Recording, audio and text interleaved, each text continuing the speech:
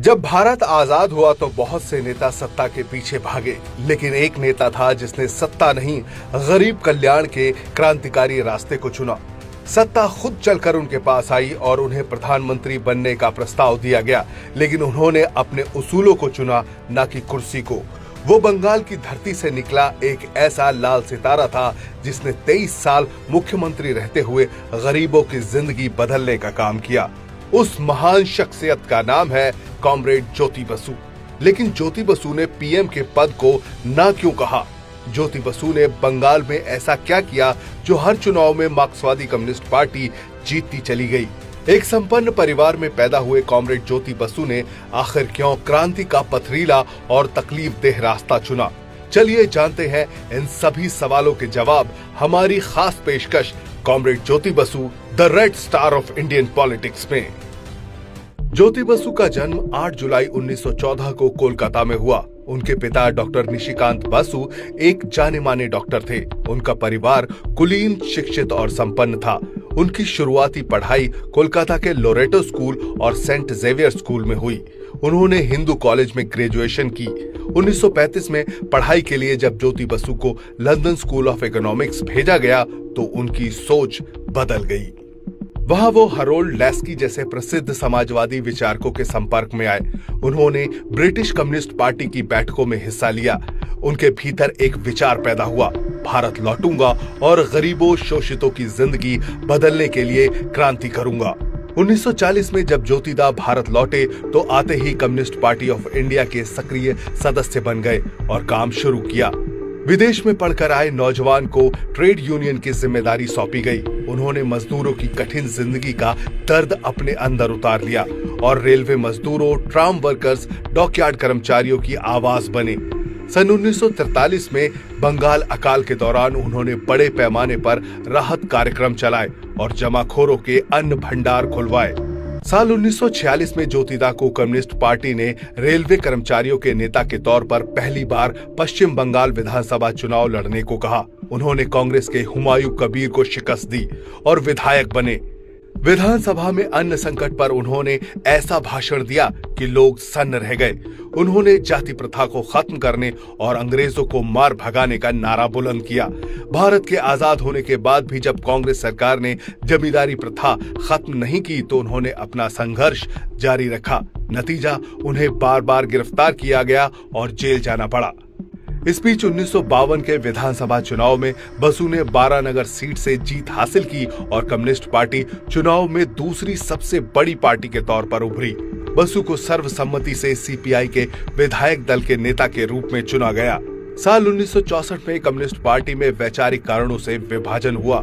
ज्योति बसु ने EMS नपुंद्रिपाद, P Sundarayya, A K. गोपालन, BT. Ranadive समेत तमाम कॉमरेड्स के साथ मिलकर सीपीआईएम यानी communist party of India Marxist की स्थापना की।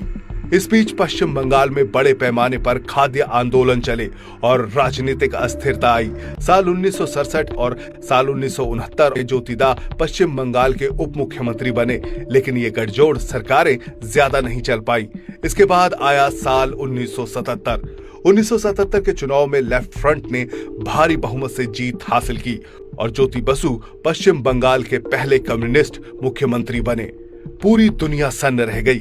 एक कम्युनिस्ट चुनाव जीतकर सत्ता के शिखर तक पहुंच गया। फिर जो सिलसिला शुरू हुआ वो 23 साल तक लगातार जारी रहा। ज्योति बसु ने न केवल सरकार चलाई बल्कि क्रांतिकारी बदलाव की नींव रखी। उन्होंने जमींदारी के खिलाफ ऑपरेशन बरगा शुरू किया। इसका मकसद था बटाईदार किसानों को जमीन का कानूनी अधिकार देना। जमीन किसकी? जो जोते उसकी। लाखों गरीब किसानों को पहली बार जमीन का हक मिला।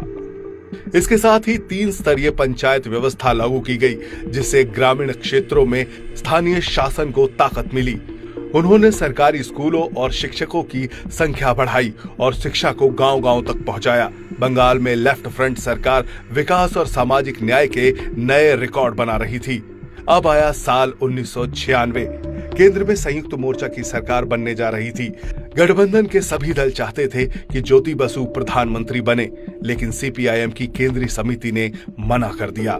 सीपीआईएम का मानना था कि गठबंधन सरकार का मुखिया बनकर उन्हें मार्क्सवादी नीतियों और कार्यक्रम को लागू नहीं करने दिया जाएगा। अन्य पूंजीवादी पार्टियां उनकी सरकार नहीं चलने देगी।